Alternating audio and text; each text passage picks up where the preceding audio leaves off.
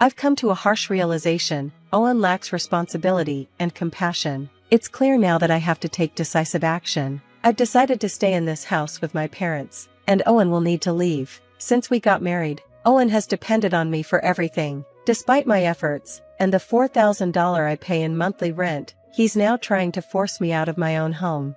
This is my breaking point. 4 months. I've contemplated divorce, but Owen's selfishness and dismissive remarks have solidified my decision. I told him firmly, I will leave this house. Yes, but for now, you need to go. His response? A shrug and a flippant, fine, I'll be out tonight and back tomorrow. Just make sure you're gone by then. The nerve of him. Don't you even care to check what I might take with me? I asked. He replied without hesitation, don't touch my equipment. Do whatever you want with the rest of the stuff.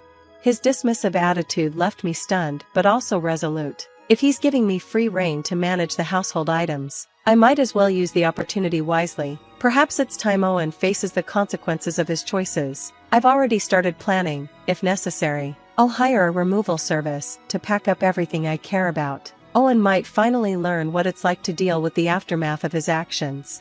Let me give you some context. I'm Erica, 31 years old, a graduate of a prestigious program, and a researcher at a well-known company. My career is stable, and I earn enough to afford a $4,000 a month apartment. On paper, my life seems ideal: a good job, a nice home, and a family. I have a husband, Owen, and a son, Sam. From the outside, it might look like I have it all. But appearances can be deceiving. That $4,000 rent is a significant strain on our budget, even with my decent salary. The real issue, however, is Owen's refusal to contribute meaningfully. At 32, he's still chasing a dream of becoming a musician. I once admired his ambition. In his early days, he performed at events and small venues, and his passion was inspiring. But that was years ago. The income he makes from part-time jobs is erratic, and his dream of making it big feels more like an illusion. Meanwhile, I've been left to shoulder all the responsibility. When I voice my concerns about the financial burden, Owen dismisses them. You sound like an old woman. He scoffs. I'm not complaining, I'm stating facts. I've been patient, supportive, and understanding, but my patience has run out. I've carried this marriage and this family long enough. Owen's refusal to change has forced me to make a choice. Divorce is no longer just an idea, it's the solution. I deserve a life where I'm not constantly worrying about rent or being belittled for speaking the truth. Sam and I deserve better. It's time to prioritize my well-being and let go of a relationship that only holds me back. When I was younger, I saw Owen's potential. He seemed full of promise, and I believed in his dreams. When I got pregnant, he promised to work hard for our future. I was 20 when we got married, and I thought he would let go of his music career to focus on building a life with us. At first, I felt guilty for questioning his choices. I didn't want him to feel like he had to abandon his dreams entirely, but after Sam was born, nothing changed. Owen kept chasing his music dreams, working part-time jobs, and acting as if he had no other obligations. I couldn't take it anymore. One day, I confronted him. How long do you plan to keep working part-time? You're almost 32. People your age are building careers. I have my own way of living, he replied, dismissively. Don't compare me to others. His words infuriated me. Your way of living doesn't mean anything if you're not contributing. Start helping with household expenses. When I become famous, he shot back. I'll make up for the money I'm not earning now. Stop dreaming and face reality. I snapped. He had no answer. Eventually, he picked up another part-time job, but it wasn't enough. Despite everything, he kept talking about his dreams. You're being too noisy, he'd say. Times have changed. There are so many ways to succeed without signing with an agency. I'm making progress, even if it's slow. It's exhausting. His band broke up years ago, and the other members moved on. Some got married, others found steady jobs. Owen clings to the past. He calls giving up on dreams pathetic, but I see it differently. Sacrificing a dream to support your family is meaningful and responsible. Is that so wrong? When I was pregnant, Owen promised to work hard for our child. What he really meant was he'd keep working hard at his music career. I kept hoping he'd change, but now I see it's not going to happen. Did you buy expensive clothes again? I asked recently, frustrated. Looking good is important for my job, he replied.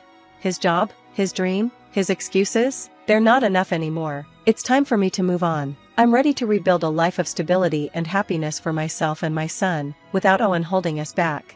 I couldn't believe it. Owen hasn't made a single dollar from his music career, yet he talks as if he's already a star. It's been 11 years since our son, Sam, was born, and Owen is still working part-time jobs. At nearly 32, he's spent years chasing dreams that have yielded no tangible success. Instead of contributing to the household, he spends money on expensive clothes and music equipment. I wish you'd spend less on those things and help with the household expenses, I told him. You can't satisfy hunger with pretense. These things are necessary for me, he snapped back. His attitude fuels our arguments. We try to discuss these issues privately, away from Sam, but in a small apartment. It's impossible to keep our voices from carrying. Sam often overhears, and that's one reason we've considered moving to a bigger place. As our son grows, the apartment only feels more cramped. Sam's 11 now, and this place is too small, I told Owen. Should we move? Yeah, he said nonchalantly. This was your house originally anyway, right? You lived here alone before we got married. Do you have a problem with that? I asked. It's not a problem, he replied, but I'd like to move to a bigger place, maybe a high-rise condo. That would be cool. And who's going to pay for it? I pressed. I'll help with the household expenses, he said, as if it were a great concession. You handle the rent, and I'll cover electricity, gas, and groceries. Please, I really want to live in a high-rise condo. With my salary, it was possible to afford the rent, and his offer to help, even in a small way, gave me a flicker of hope. Maybe this was the push he needed to start valuing money and taking responsibility. Okay, I agreed. I'll look for a place, but since I'm paying the rent, I get to choose where we live. Deal? Deal, he said eagerly. As long as it's a high-rise condo, I'm fine with whatever you pick.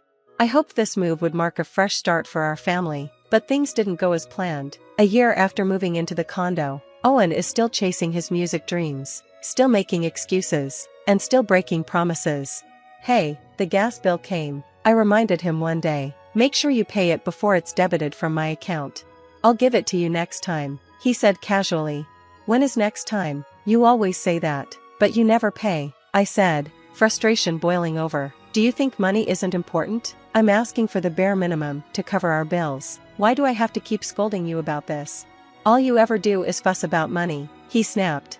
His dismissiveness left me fuming. Owen promised to help with the bills, but it's clear his promises were empty. Thankfully, I set up direct payments for utilities to avoid overdue charges. Otherwise, Owen would likely neglect them entirely. Occasionally, he leaves small amounts of money behind, like the $100 bill I once found on the living room table. For a moment, I thought maybe he was embarrassed to hand it to me directly. Perhaps it was his way of showing he cared, but then I realized I was wrong. He hadn't paid his share of the electricity bill that month either.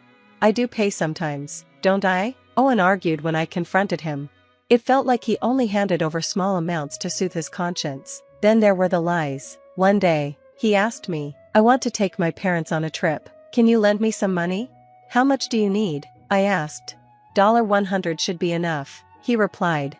I gave him the money, but deep down, I knew it wasn't for a trip. Owen has a habit of lying when he wants pocket money. He likely used it to treat his friends or buy something frivolous. Meanwhile, I'm left paying $4,000 a month for rent. I thought moving into this condo might inspire Owen to take work more